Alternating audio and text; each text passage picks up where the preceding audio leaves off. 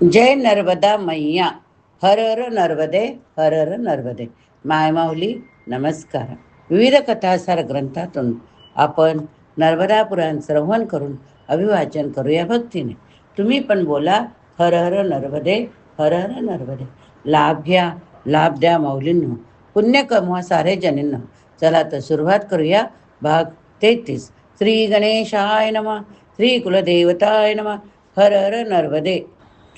मार्कंडेय म्हणतात, राजन, समुद्रापर्यंत पृथ्वीवर जी तीर्थ आहेत ती सर्व नर्मदा नदीमध्ये स्नान करण्यास येतात. उत्तरेला जितकी शिवलिंग आहेत, दक्षिणेला जी जी तीर्थ, ती सर्व कोटी तीर्थात लीन होतात. म्हणून त्याचे नाव कोटी तीर्थ झाले. भगवान शंकराने पूर्व काळात पार्वती देवी, कार्तिकेयजी, ब्रह्मा, विष्णू, इंद्र इत्यादी देवतांसमोर या तीर्थाच्या महात्म्याचे वर्णन केले. ओंकारेश्वर जवळ नर्मदेमध्ये कोटी तीर्थ सांगितले. तेथे जो दान, होम, यज्ञ तसेच कठीण तप करतो, पुण्यकर्म करतो, त्याच्या पुण्याला अंत नाही. ग्रहण काळात कुरुक्षेत्राची प्रशंसा केली जाते, परंतु नर्मदा सदा सर्वदा सर्व कार्याकरिता पुण्यरायिणी आहे. तेव्हा आपण कोटी तीर्थावर यज्ञ करा. हे ऐकून परमधर्मात्मा इंद्रदुम्नाने अमित तेजस्वी मार्कंडेय मुनींचे चरण पकडले आणि म्हणाले, मुने, आपण जे काही मला सांगितले त्याकरिता मी आपण ऋणी आहे. यावेळी सुंदर यज्ञयूप वेगवेगळ्या देशांचे क्षत्रिय रुंड, गायी, अश्व, हत्ती तसेच अन्य आवश्यक सामग्री बरोबर घेऊन मंत्री देवगर्भ तेथे येऊन पोहोचते. तेव्हा राजाने तेथे 30 योजनचा एक विशाल यज्ञमंडप बनवला. त्यामध्ये खूप यूप म्हणजेच खांब लावले. आपल्या प्रमाणानुसार नाना प्रकारचे कुंड तयार केले. यूप एक, यज्ञाचा खांब ज्याला बळी द्यायचे तो पशु त्या खांबाला बांधतात. 2, विजयाच्या स्मरणाकरिता बनवलेला स्तंभ म्हणजेच खांब. यज्ञाला सुरुवात झाली. वेदमंत्राच्या उच्चाराच्या आवाजाने भूमी व आकाशाचा मध्यभाग नादमय झाला. सूर्यासारखी तेजस्वी अग्निदेव आपल्या धुरासहित स्वरूपाने प्रज्वलित झाला. महाराज इंद्रदुम्नाने त्या यज्ञामध्ये ब्रह्मा, विष्णू आणि शिवाला सुद्धा आव्हान केले. त्यांच्याबरोबर सर्व देवता आल्या. राजाच्या यज्ञामध्ये दुधातुपाची नदी वाहत होती. तेथे दही आणि खिरीचा कीच म्हणजे काला जमा झाला होता. अनेक प्रकारचे भक्ष्य भोज्य पदार्थ सर्वांकरिता नेहमी उपलब्ध होते. देवता, मुनी तसेच 4 प्रकारच्या प्राण्यांचे समुदाय चांगल्या प्रकारे तृप्त झाले. शेवटी ब्राह्मणांना भरपूर दक्षिणा दिली. अशा प्रकारे तो यज्ञ पूर्ण झाला. त्यानंतर ध्रुव तसेच ब्रह्मपुत्र महर्षींना पाठवल्यानंतर ओंकारेश्वराच्या स्वरूपाला ओळखून राजाने त्यांचे पूजन केले. मणी, माणिक यासारख्या रत्नांनी आधी ओंकार लिंगाला विभूषित केले. त्यानंतर गंध, नाना प्रकारचे धूप, कापूर, अगरबत्ती, चंदन, ध्वज, छत्र, वित्तान, व्यंजन आणि दिव्य चामराने पूजा संपन्न करून स्तुती केली.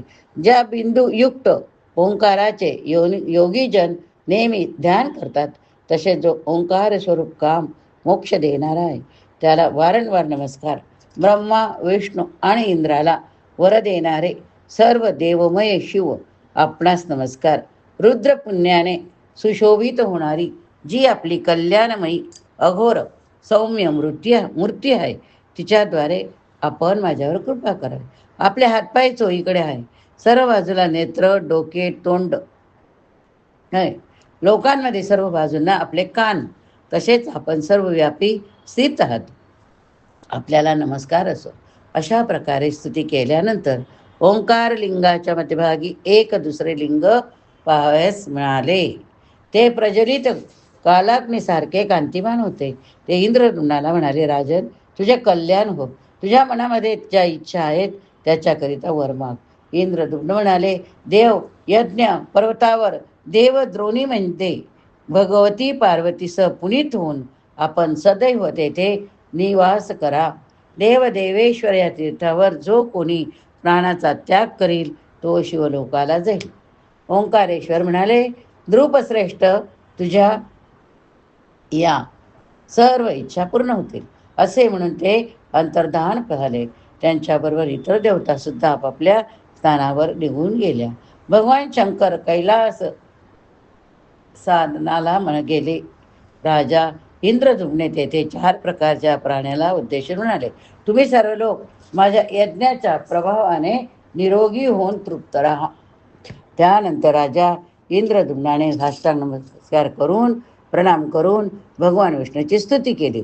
राजाने म्हटले, मी केशव पाण्यामध्ये शयन करणारा, माधव लक्ष्मीपती, विष्णू सर्वव्यापी, गोविंद मधुसूदन मधुदैत्याला मारणारे, पद्म नाभीतून कमळ उत्पन्न करणारे, ऋषिकेश इंद्रियांचे स्वामी, श्रीधर त्रिविक्रम 3 विशाल पावलांचे विराट रूपधारी वामन, दामोदर माता यशोदेच्या द्वारा कटिबंधाला दोरीने बांधलेले, वासुदेव वसुदेव पुत्र तसेच श्रीहरी पापहरण करणारे ला मी प्रणाम करतो, जो शंख चक्र गदा शार्ग धनुष आणि वरमालांनी विभूषित आहे, संपूर्ण लोकांचे रक्षण करणारे, जगाचे स्वामी, लक्ष्मीचे पती तसेच सर्वज्ञामध्ये श्रेष्ठ त्या भगवान श्रीकांत, श्रीगण, श्रीश तसेच श्रीनिवासाला मी नमस्कार करतो.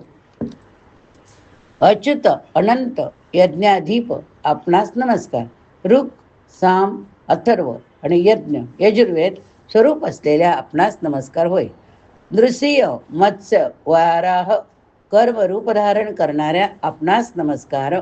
पवित्र वाहन गरुड ध्वजावर आरूढ होणाऱ्या आपणास नमस्कार.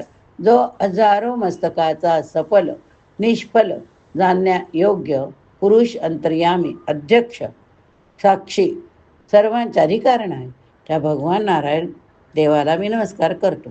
दैत्यांचा अंत करणाऱ्या देवता श्रीहरीला मी प्रणाम करतो. हिरण्य, पृथ्वी तसेच यज्ञाला आपण गर्भात धारण करणारे, अमृताच्या उत्पत्तीच्या हेतुभूत श्री विष्णूला मी नमस्कार करतो. वासुदेव, श्रीगर्भ तसेच ज्ञानगर्भ स्वरूपास नमस्कार आहे. प्रभो, आपणच ही संपूर्ण चराचर जगताची सृष्टी निर्माण केली. आपणास प्रत्येक युगात सृष्टीचे पालन करता आणि संहारही करता. आपली नजर चौफेर आहे. आपण अव्यक्त असून समजण्या योग्य आहात. संपूर्ण विश्वाचा आत्मा, प्रकाशक आणि सर्वांच्या अंतःकरणात निवास करणारे आहात. आपणाला नमस्कार. आपण सूर्य, वायू, अग्नी, चंद्रमा आहात. देवदेवेश्वर, आपणच धाता, इंद्र आणि प्रजापती आहात.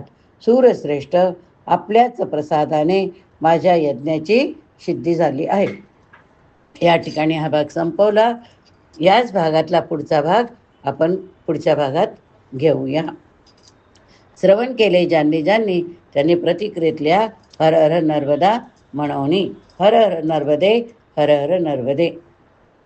पुढील भागात आपण उर्वरित भाग बघूया.